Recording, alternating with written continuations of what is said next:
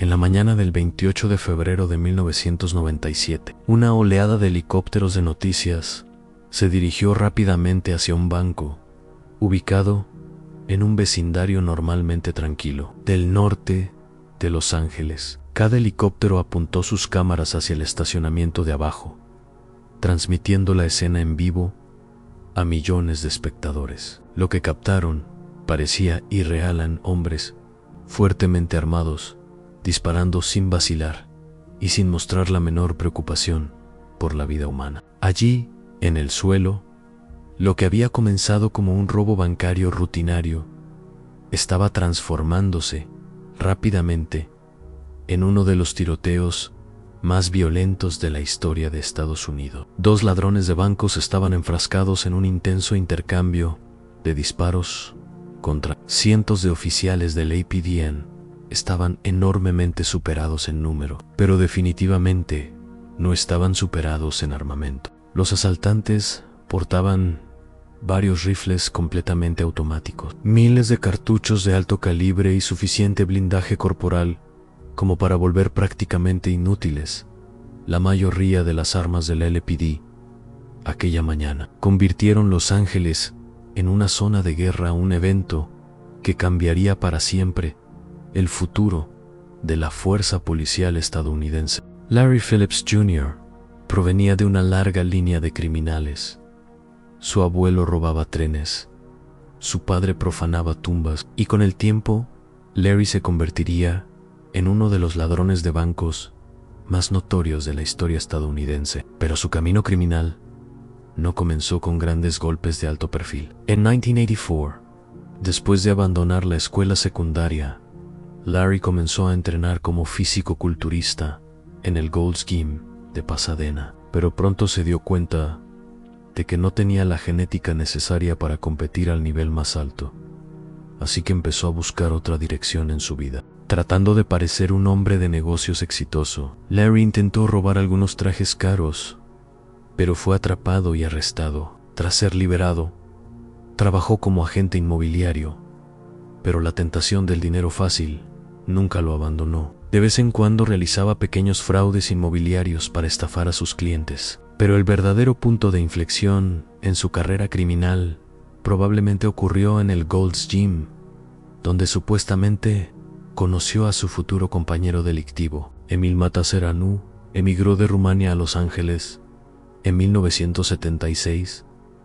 Nació con una rara condición cardíaca que hacía casi imposible realizar ejercicio físico. En la escuela secundaria llegó a pesar unos 350 libras. Años de acoso constante lo dejaron amargado, aislado y lleno de ira. Pero en 1989, Emil decidió bajar de peso y se inscribió en el Gold's Gym de Pasadena, el mismo gimnasio donde entrenaba Larry. No está completamente confirmado que allí se conocieran por primera vez, pero fuese donde fuese, Larry vio algo en Emil.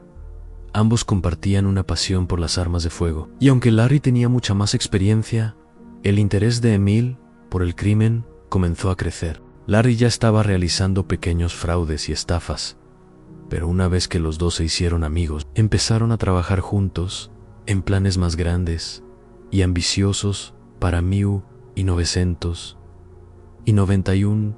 Los robos bancarios en Estados Unidos habían aumentado a 9.388 incidentes. De ellos, 2.355 ocurrieron solo en el área metropolitana de Los Ángeles, aproximadamente 1 de cada 4 robos en todo el país. Al año siguiente, la cifra subió aún más, 2.641 robos. Esto significaba que, durante el horario de atención, un banco en Los Ángeles era asaltado aproximadamente cada 45 minutos. En Niza, Poca, estos robos solían ser simples y no demasiado violentos. La mayoría de los delincuentes escapaban con apenas entre $150, $0 y $2,000, pero la situación se volvió tan común y problemática que los bancos empezaron a implementar varias nuevas medidas de seguridad. Guardias armados, paquetes de tinta explosiva, dispositivos rastreadores, cámaras de vigilancia, horarios de entrega de efectivo aleatorios y compartimentos de efectivo con cerraduras individuales. El gobierno también aumentó la pena mínima por robo bancario a 25 años de prisión. Para 1995, el número de robos bancarios en Los Ángeles se había reducido a menos de la mitad, pero esto produjo un efecto inesperado. Los criminales más decididos no dejaron de robar, simplemente evolucionaron. Con mayores riesgos y más obstáculos, los asaltos se volvieron más estratégicos, más ambiciosos y mucho más violentos. Los ladrones ya no buscaban pequeñas ganancias, querían grandes sumas, y para evitar 25 años en prisión, muchos estaban dispuestos a usar rehenes, tácticas de intimidación, armas de grado militar e incluso fuerza letal. Larry Phillips y Emil Mataseranu formaban parte de esta nueva clase de criminales de alto riesgo. Los investigadores nunca han podido determinar exactamente cuándo cometieron su primer robo armado juntos. Algunos creen que entre 2000 y 1992 realizaron varios asaltos pequeños a negocios locales, tiendas de conveniencia e incluso transportes de efectivo. No eran golpes grandes, pero les dieron la experiencia que necesitaban. Su primer robo importante confirmado ocurrió en 1993, cuando emboscaron un camión blindado y escaparon con decenas de miles de dólares. La operación salió perfecta y confirmó lo que ambos ya sospechaban: estaban preparados para algo mucho más grande. Pero 3 meses después, su suerte cambió abruptamente. Una tarde, mientras conducían un coche rentado, Larry y Emil fueron detenidos por exceso de velocidad. En circunstancias normales, habría sido una simple parada de tráfico, pero Emil entró en pánico. Le dijo al oficial que el coche pertenecía a la mamá de Dennis. Dennis era el nombre falso de Larry. Naturalmente, cuando el oficial revisó la matrícula y descubrió que nada coincidía con la historia, arrestó a ambos. Dentro del vehículo, la policía encontró 2 rifles, 2 pistolas, 3.0 cartuchos de munición, bombas de humo, radios escáner policial, explosivos caseros ITS, 3 matrículas falsas y 2 juegos de chalecos antibalas completos. No hacía falta ser un experto para entender lo que planeaban. Larry y Emil recibieron sentencias cortas por conspiración para cometer robo, pero lo más grave fue que la policía confiscó todo su equipo. Además, al convertirse en delincuentes convictos, se les prohibió legalmente poseer armas de fuego. Para la mayoría de los criminales, esto habría sido el final. Para Larry y Emil, fue solo una pausa. Sus robos se volvieron incluso más violentos. En 1995, cruzaron una línea de la que ya no habría regreso.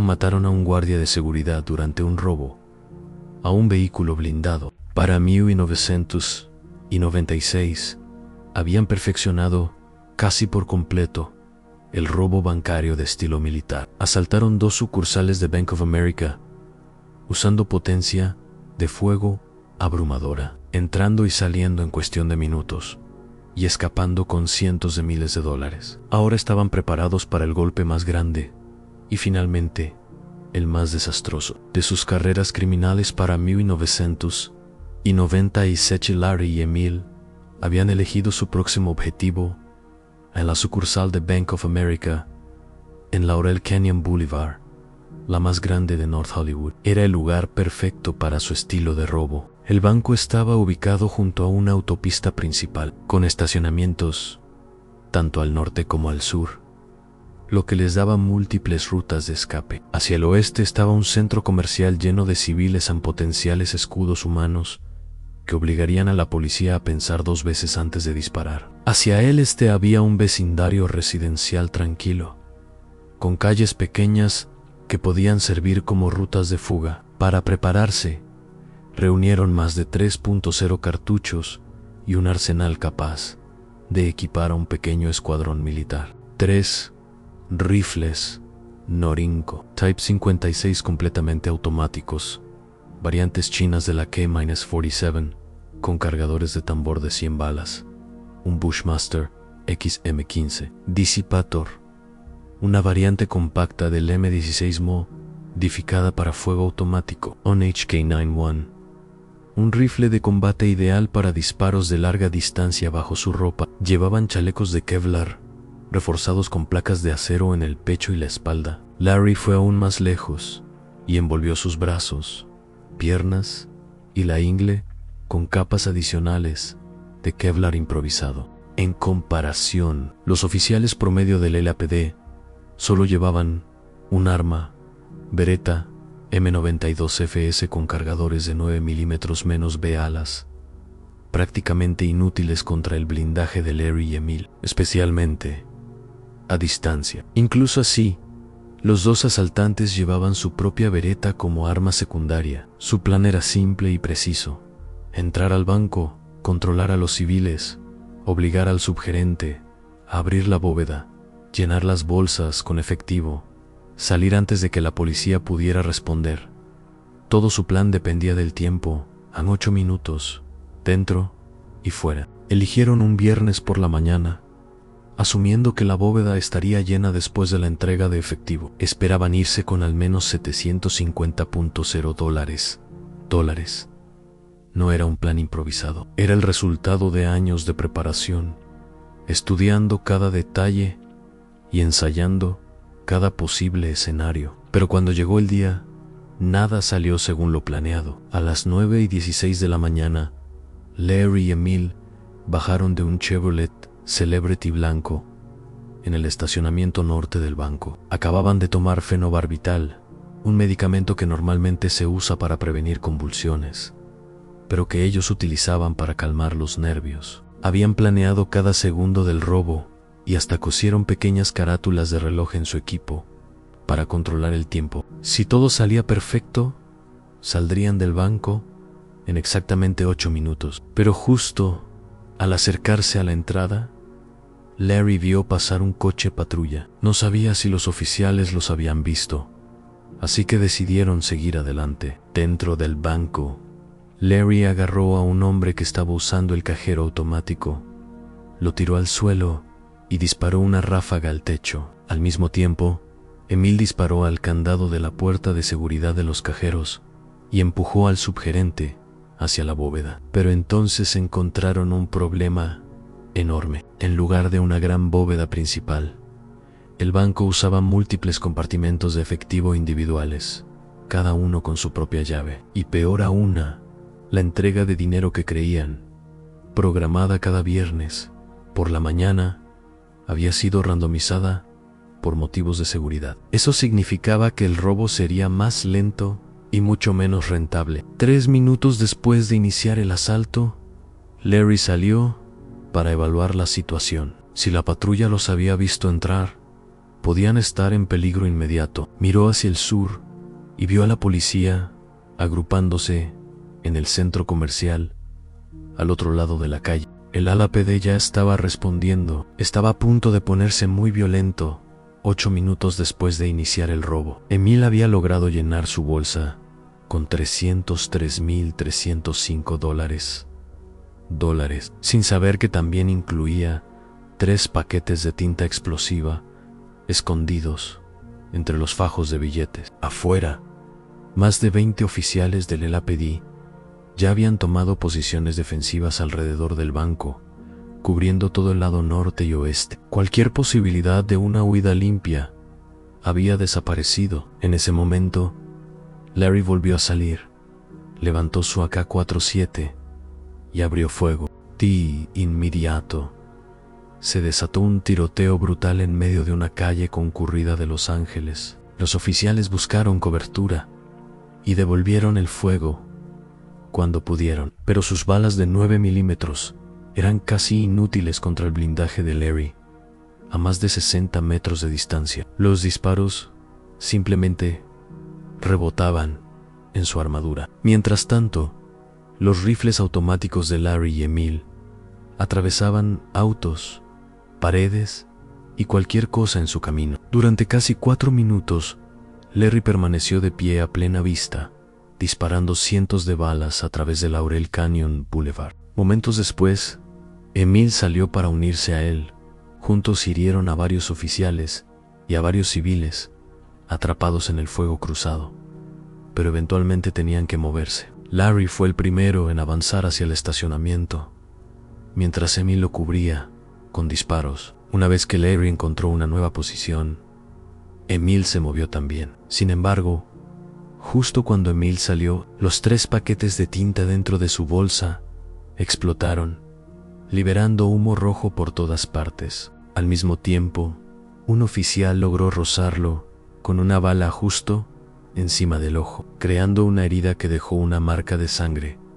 Cuando Emil apoyó su mano en el capó de un auto, una escena captada en vivo por los helicópteros noticiosos. Cuando Emil avisó a Larry sobre la tinta, Larry supuso que el dinero estaba arruinado. En una decisión rápida, abandonó la bolsa. En realidad, como el efectivo estaba envuelto en plástico, la mayor parte seguía intacta, pero ya no importaba. El robo había dejado de ser un robo. Ahora era una lucha por sobrevivir.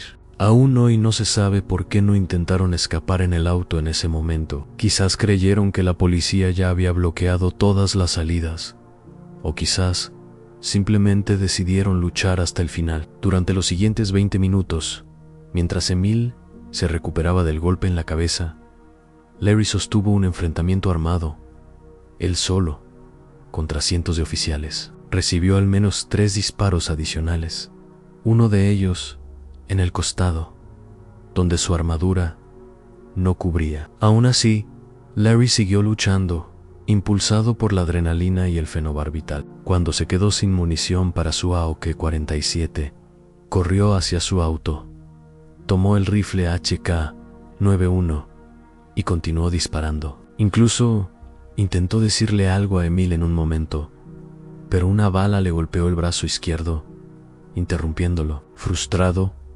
Larry llegó a disparar contra uno de los helicópteros de noticias que grababan todo desde arriba, pero su brazo herido arruinó su puntería y falló cada tiro. Para colmo, el vehículo que planeaban usar para escapar ahora tenía 2 llantas ponchadas por la enorme cantidad de disparos. A pesar de eso, Emil se metió en el asiento del conductor y comenzó a avanzar lentamente, disparando por la ventana mientras Larry caminaba junto al auto, usándolo como cobertura móvil. Durante este tiempo, el blindaje de Larry detuvo 3 balas más, pero otra bala golpeó el cargador del HK-91, abollándolo y dejando el rifle inutilizado. Cuando Larry intentó recargarlo, el cargador ya no salía. Ese momento prácticamente selló su destino. Obligado a abandonar el HK-91, tomó su tercer AK-47, pero este rifle estaba modificado ilegalmente y fallaba constantemente. Después de cada pocos disparos, se atascaba, obligando a Larry a quitar el cargador y volver a insertarlo para solucionarlo. Mientras tanto, Emil, desesperado por escapar, abrió la puerta del pasajero para que Larry subiera. Por razones desconocidas, Larry se negó, cerró la puerta de un golpe y siguió avanzando a pie, usando el auto como escudo. Finalmente, llegaron a la salida del estacionamiento norte y giraron hacia el vecindario residencial. Allí, junto a una patrulla abandonada y un camión semirremolque, Larry se escondió detrás del tráiler. Emil avanzó esperando que Larry subiera al coche en cualquier momento, pero Larry había caminado hacia el otro lado del camión, fuera de su vista. Cuando un oficial disparó a Emil, este aceleró alrededor del tráiler, buscando a Larry, pero ya no estaba allí. A partir de ese momento,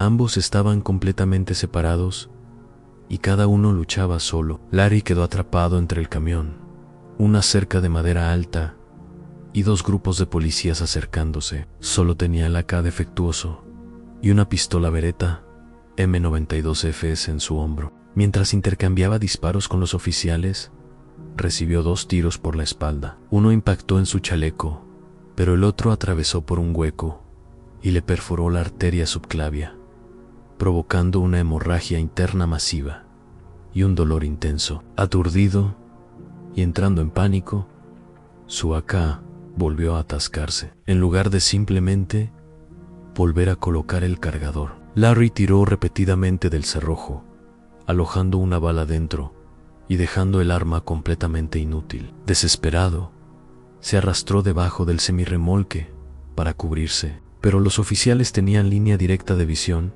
y lo obligaron a salir a tiros. Gravemente herido y perdiendo mucha sangre, Larry salió arrastrándose de debajo del camión, sacó la bereta de su funda y disparó con una sola mano. Los oficiales respondieron de inmediato. Una bala impactó la mano de Larry y hizo que soltara el arma. Había terminado mientras Larry agonizaba bajo el camión semirremolque.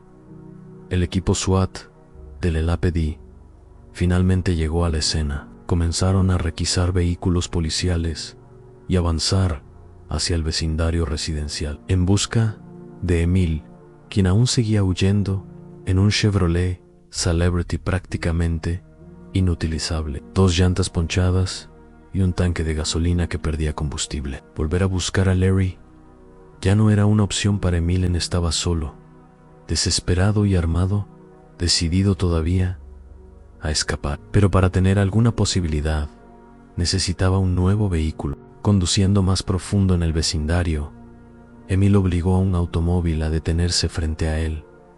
Pero el conductor, al ver a un hombre enmascarado saliendo de un coche lleno de impactos de bala, entró en pánico y dio marcha atrás. Cuando Emil levantó su AK-47, el conductor giró y huyó a toda velocidad. Emil continuó buscando otro vehículo. Poco después, encontró una camioneta pickup. Esta vez, no intentó negociar. Disparó varias ráfagas a través de ambos parabrisas, haciendo que el vidrio se rompiera sobre la cara del conductor y que una bala rozara su cabeza. Herido y asustado, el hombre salió corriendo, dejando la camioneta con la puerta abierta. Emil estacionó su Chevy junto a la pickup, lanzó lo que quedaba de su equipo al cajón y se subió al asiento del conductor.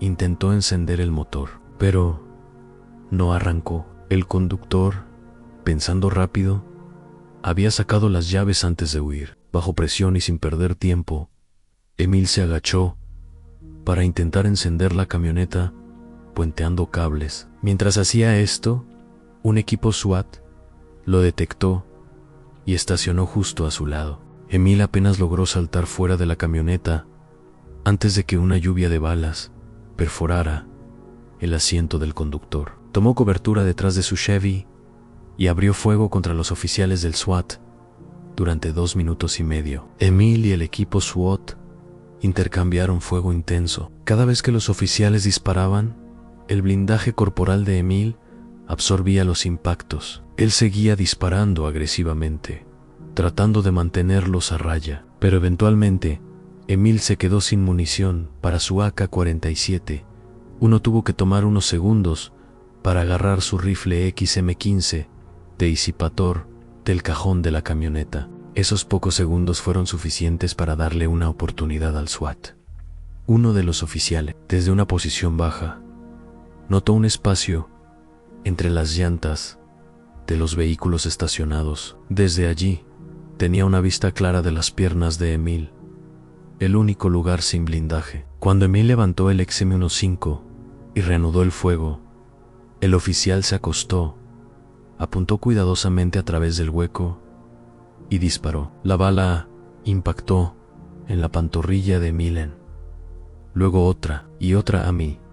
Emil tambaleó, pero siguió luchando. Incluso después de recibir múltiples impactos en ambas piernas, cayó al suelo, se acomodó y continuó disparando. Pero ese fue su error final. Una bala golpeó su brazo derecho, haciendo que el XM15 SE le cayera de las manos. Desarmado y gravemente herido, Emil levantó las manos y se rindió. Pero los oficiales SWAT, todavía detrás de cobertura, no vieron su rendición inmediatamente. Como no escucharon que el arma había caído, continuaron disparando durante algunos segundos más. impactando repetidamente sus piernas. Una vez que dejaron de disparar, los agentes se acercaron y le ordenaron ponerse boca abajo, temiendo que Emil pudiera tener explosivos o un arma oculta. Uno de los oficiales presionó el cañón caliente de su rifle contra la parte posterior de la cabeza de Emil en el cañón. Estaba tan caliente, después del intenso tiroteo, que le quemó el cuero cabelludo. Larry ya estaba muerto, y ahora Emil estaba bajo custodia, aunque apenas con vida. Sign embargo. El LAPD había recibido más de 17 llamadas al 911 reportando posibles tiradores adicionales en el vecindario. ¿Debido a esto? Los oficiales creían que podía haber un tercer atacante suelto. Por esa razón, se negaron a mover a Emilan cuando llegaron los paramédicos e intentaron brindarle atención. Los oficiales les ordenaron que se retiraran hasta que toda la zona estuviera asegurada. Así que Emil permaneció ahí, en medio de la calle Graveman Herrero, sangrando sin control, mientras el fenobarbital en su sistema hacía que su sangre fuese aún más delgada. Durante 56 minutos no recibió ningún tratamiento médico. Finalmente, murió por la pérdida masiva de sangre causada por las heridas en sus piernas. Solo después de registrar completamente la zona y confirmar que no existía un tercer atacante, la policía declaró el área segura. A las 11:30 de la mañana, el tiroteo de North Hollywood llegó oficialmente a su fin. Ese día, más de 300 oficiales del LAPD y del SWAT respondieron a la escena. 12 oficiales y 8 civiles resultaron heridos. Larry Phillips Jr. recibió al menos 11 impactos directos. Emil Matasuranu sufrió 29 heridas de bala en las piernas y una en la frente. Su blindaje había detenido decenas más en total. Se dispararon más de 2.0 balas en 44 minutos, lo que convirtió al enfrentamiento en un milagro. Solo hubo 2 víctimas mortales, los propios ladrones, después del tiroteo. El LAPD abrió una investigación exhaustiva sobre el pasado de Larry y Emil. En sus residencias se encontraron más rifles, más munición, más blindaje corporal e incluso un pequeño taller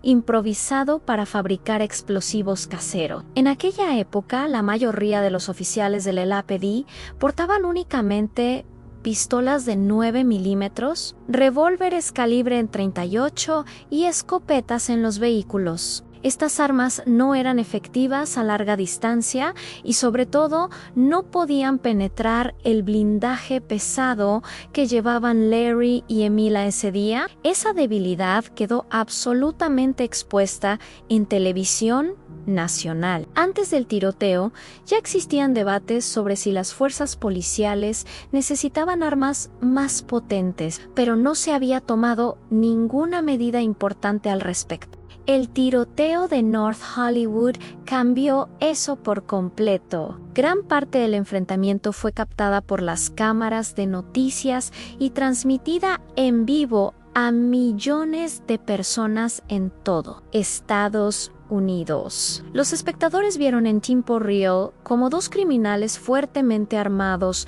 mantenían a raya a cientos de agentes que simplemente no tenían el armamento adecuado para hacerles frente. La realidad quedó clara: la policía estadounidense estaba peligrosamente superada en armamento. Durante el tiroteo, algunos oficiales incluso corrieron a una tienda de armas cercana para pedir prestados rifles más potentes, porque sus armas reglamentarias no podían atravesar el blindaje de los sospechosos. Esto impulsó una reforma masiva en departamentos policiales de todo el país. Después del tiroteo, las fuerzas policiales comenzaron a recibir rifles AR-15 y otras armas largas semiautomáticas. Se adoptaron municiones más efectivas, se actualizaron protocolos y tácticas. Algunos departamentos autorizaron munición perforante en situaciones extremas. El blindaje corporal de los oficiales fue mejorado